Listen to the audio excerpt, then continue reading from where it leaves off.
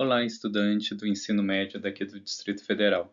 Bem-vindo ao nosso último encontro. Eu sou o professor Vinícius e hoje nós vamos finalizar os nossos encontros, né? Já tivemos 4. Então, pegue aí a sua atividade que você está produzindo, que nós já falamos sobre dúvida, você fez um desenho, falamos sobre conhecimento, você colocou aqui a sua charge também, ou a informação que você procurou na internet. Falamos sobre a questão da verdade e agora vamos para a última parte, que é a questão do mundo.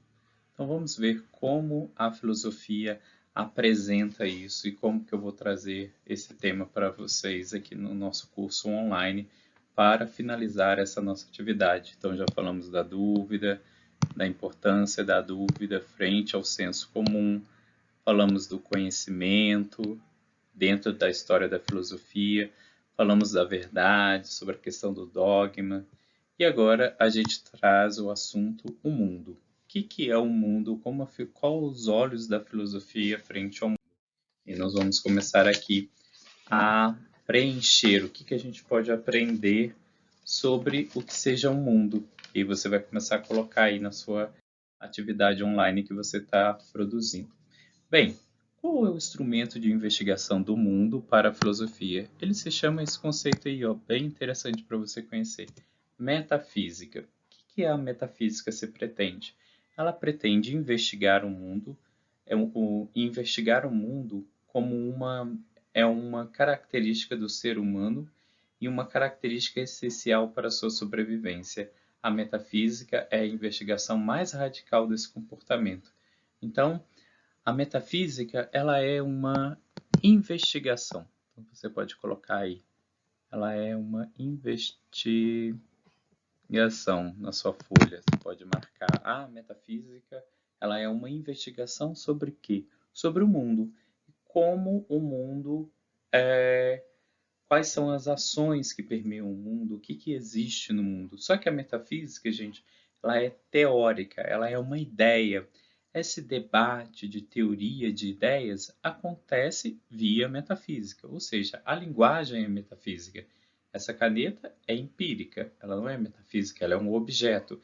Então, a metafísica estuda os objetos, o ato de estudar é metafísico.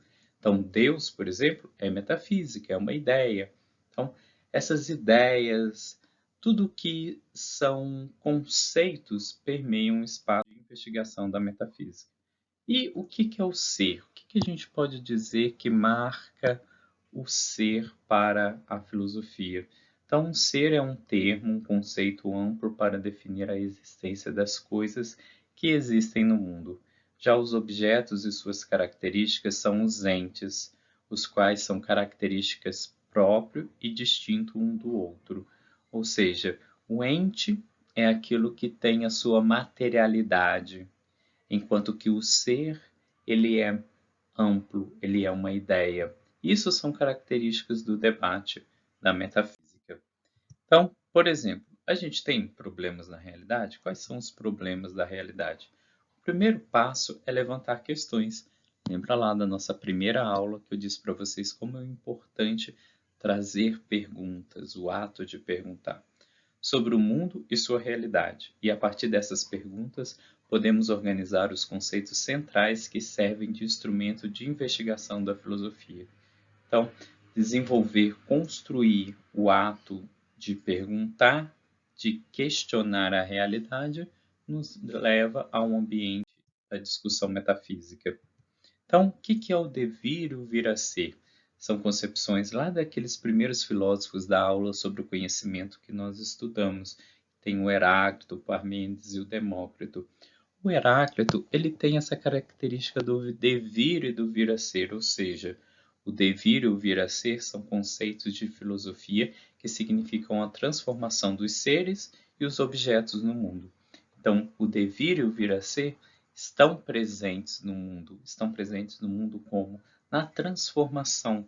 Por exemplo, a semente de uma fruta, ela vai se transformar num novo arbusto para essa árvore produzir novos frutos. O seu galho, depois que cai, ele pode pegar fogo, ele pode virar cinza, depois virar adubo novamente para a planta para produzir novos frutos e novas sementes. Então, a permanência é o que não muda, é o que continua a existir na substância, na essência. Então, qual é a nossa essência enquanto ser humano? Isso é uma característica de Parmênides, por exemplo, que traz essa não mutabilidade do ser. E aí eu trouxe uma figura interessante para vocês pensarem. Um artista italiano pensou como que poderia ser os caixões do futuro, ao invés de serem caixões, serem essas cápsulas de alimento para as árvores, e assim o cemitério seria uma grande floresta. Bem mais interessante, né? Um monte de túmulo de concreto. Então, qual do mito à ciência? Ou seja, como que a gente vai sair da nossa expressão religiosa e vamos direto para a construção científica, para o que a ciência nos apresenta? Então, a explicação sobre a origem e a formação do universo se constitui em cosmogonias, ou seja, cosmogêneses. Então, essa explicação mitológica, religiosa, é uma cosmogonia, é uma cosmogênese. Ela traz uma crença na sua essência da criação. Arqué é a origem e o princípio de tudo, que existe tanto para a mitologia como para a filosofia, principalmente para os pré-socráticos. Já a filosofia e a ciência traz essa origem por um outro ponto de vista.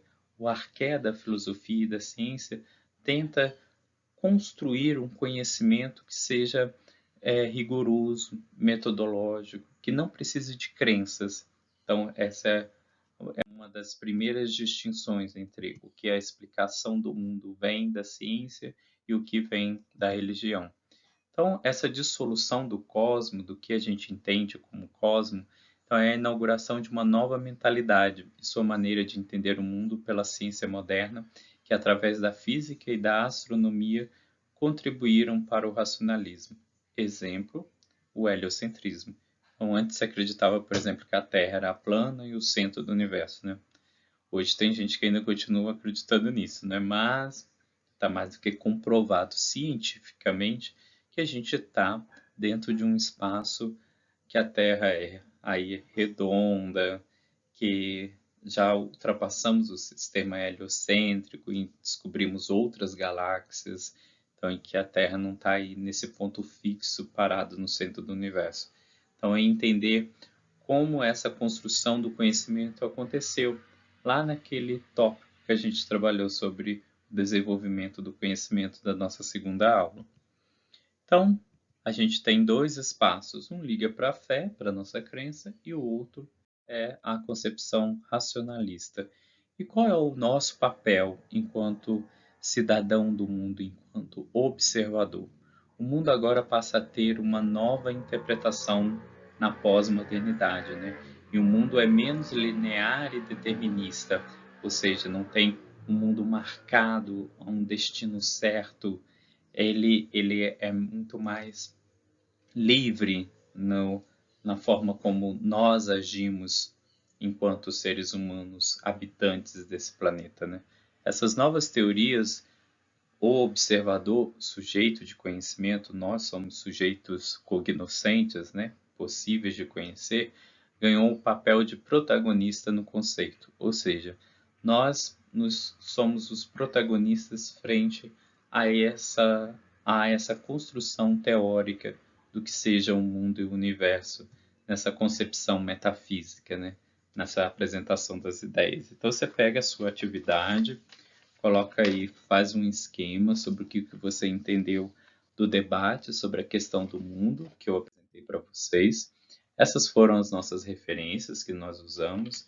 Eu, por exemplo, desenhei aqui atrás sobre a questão do mundo, fiz um mundo, um planeta, pessoas, religiões, uma floresta aqui em cima, alguns sentimentos.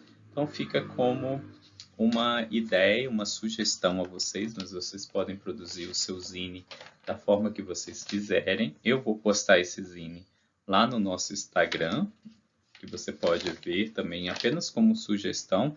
Eu queria ver a produção de vocês sobre o que vocês entenderam sobre essas aulas. Vocês também podem procurar outras aulas, outras informações na internet sobre o que nós apresentamos aqui. Então foi um prazer, até o nosso próximo encontro. Grande abraço, fiquem bem e nos vemos pela Secretaria de Educação. Abraço a todos, tchau.